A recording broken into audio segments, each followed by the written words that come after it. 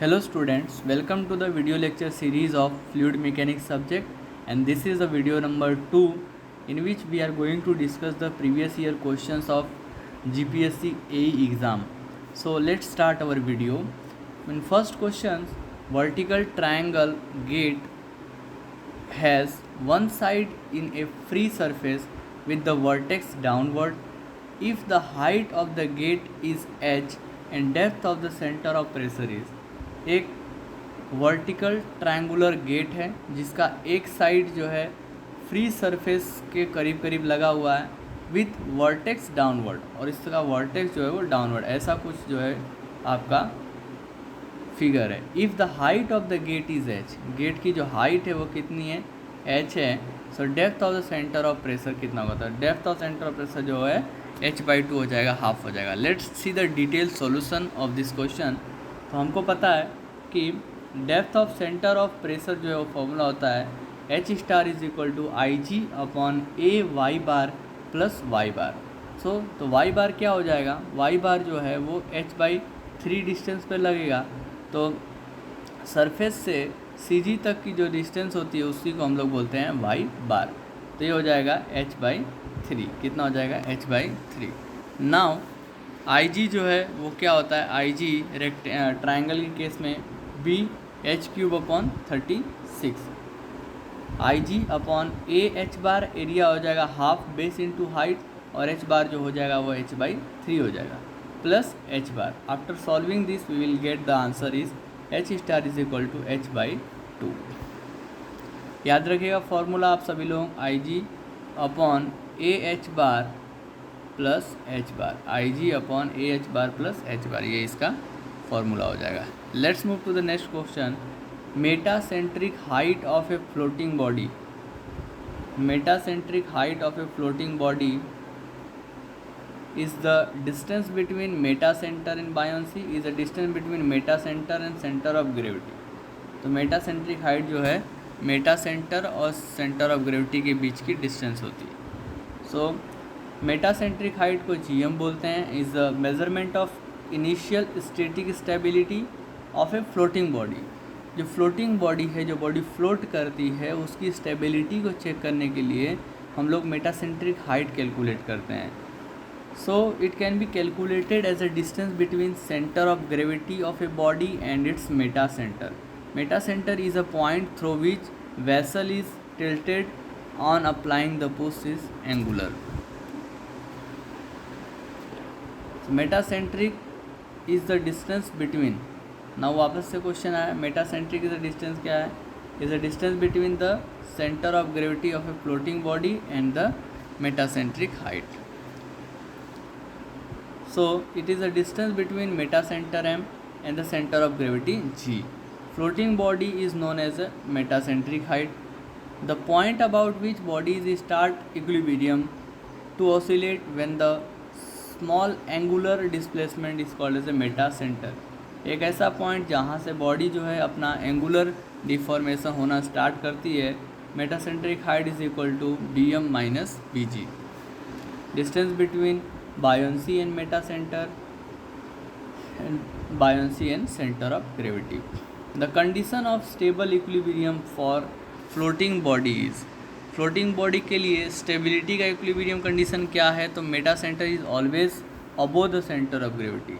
यदि स्टेबिलिटी की बात करेंगे, फ्लोटिंग बॉडी के लिए बात करेंगे तो मेटा सेंटर आएगा, और मेटा सेंटर हमेशा जो है सेंटर ऑफ ग्रेविटी से ऊपर होना चाहिए. तो आप यहाँ पे देख पा रहे हैं कि इक्विलिब्रियम की कंडीशन कि Meta centre is above the centre of gravity, that is known as a stable equilibrium. Meta center below the center of yes, meta center is below the center of gravity, that is unstable, और Meta centre उसी point पे होगा तो उसको बोलेंगे neutral equilibrium. if a body floating in a liquid return back to its original position when given a small angular displacement, then the body is, यदि body float कर रही है और वापस से अपने ओरिजिनल पोजीशन पे आ जा रही है तो उसको हम लोग बोलेंगे स्टेबल इक्विलिब्रियम. क्या बोलेंगे, stable equilibrium. A body is said to be the stable equilibrium if it return back to the original when it give to the small angular displacement. Metal body floats at the interface of the water and the oil, specific gravity 0.85, such that 35% of its volume is submerged in water. एक ऐसा metal की body है जो किसी oil के अंदर float कर रही है और उसका 35% भाग जो है पानी के अंदर डूबा हुआ है, इन वाटर है, एंड 65% इन द ऑयल. दो इंटरफेस है वाटर और ऑयल का. The density of the metal, metal की डेंसिटी पूछिए.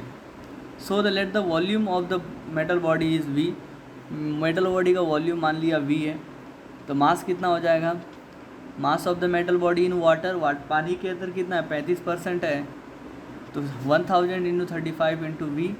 मास is equal to density into volume, तो 350 भी हो जाएगा. Mass of the metal body in oil, अब ऑयल के लिए अंदर कितना हो जाएगा? तो इतना हो जाएगा. तो total mass of the metal body, total mass जो है वो 902.5 हो गया. तो डेंसिटी कितना हो जाएगा? मास बाय वॉल्यूम, तो 902.5 kg पर metre cube. Next, line of action of a buoyant force act through the. Buoyant force का जो लाइन ऑफ एक्शन है वो कहाँ से गुजरता है? Is the centroid of A displace volume of A fluid. Line of action of a buoyant force passes through the center of buoyancy, and the center of buoyancy is the centroid of a displaced volume of the fluid. An object weight 100 Newton in the air and 75 Newton in the water, fully submerged in it. The specific gravity of the object is. एक object का जो वज़न है 100 Newton जो air में, 75 Newton जो है water में है. जब उसको पूरा का पूरा पानी के अंदर डुबोया जा रहा है तो उसका स्पेसिफिक ग्रेविटी ऑब्जेक्ट का कितना होगा? तो स्पेसिफिक ग्रेविटी कैलकुलेट करने के लिए हम लोग कैलकुलेशन देखते हैं पूरा. तो weight of the water displace is equal to weight of the object in air minus weight of object in water. तो 25 न्यूटन जो है पानी डिस्प्लेस हुआ होगा जब उस बॉडी को पानी के अंदर डाला गया होगा. Volume of water displace will be equal to the volume of the object. So the volume of water displace is equal to weight of displaced water divide by density of water. तो weight 25 आया है, density जो है 9.81 into 1000, तो उसकी density मिल गई. Density of object जो है वो density of object is equal to weight of object in air divided by volume. तो वेट ऑफ ऑब्जेक्ट जो है वो 100 है हवा में, और वॉल्यूम जो है हमको मिला है 9.81 इंटू 2.55 इंटू 10⁻³ इसको सॉल्व करेंगे तो इतना आ रहा है. Now the specific gravity is equal to density of object divide by density of water. तो आपका आंसर 4 आ रहा है. The point through which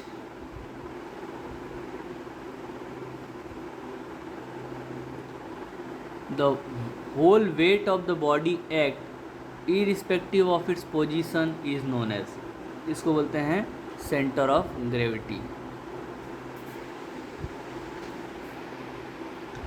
For a body completely submerged in a fluid, the center of gravity is G, center of buoyancy is O are known. The body is said to be the stable equilibrium. ये body है submerge in a fluid, centre of gravity G है, centre of buoyancy ओ है. ओ हमेशा centre of gravity से ऊपर होना चाहिए. तो answer is C, O is lies above the centre of gravity. A cubical block of 1 cm side length float in a water, depth of immersion being is 0.4 metre. If the specific gravity of water is 1, यदि उसका specific gravity 1 है, then the mass of the block is according to the principle of flotation. Specific gravity rho is equal to H into density of fluid. H जो है वो height of the body है, small H is the height of body when it is submerge. 1 into mass of the body upon volume. The mass by volume is equal to 0.4 into rho. The density is equal to 1000 kg per meter cube, and mass of body is equal to density और multiply specific gravity. तो 4.4 multiply 1000, तो इस आपको मिलेगा answer 400 kg.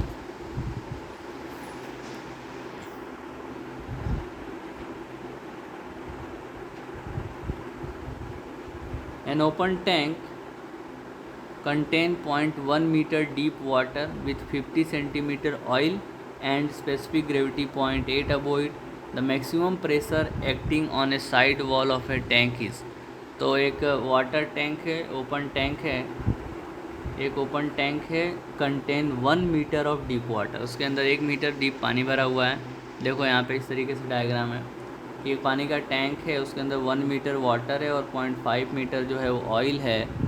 तो उसके ऊपर कितना प्रेशर लगेगा वो अपने को कैलकुलेट करना है.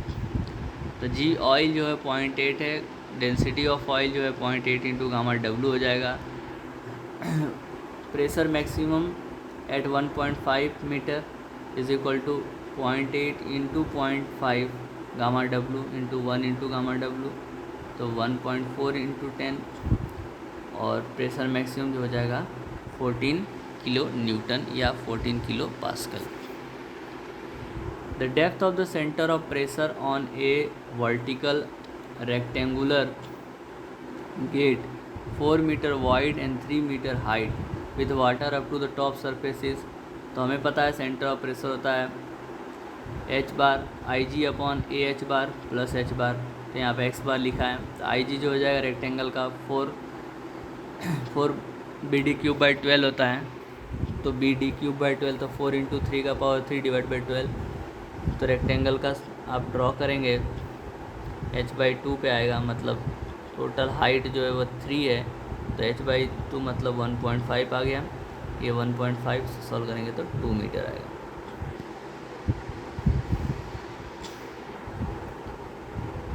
The point about which floating body start oscillating when the body is tilted is called as.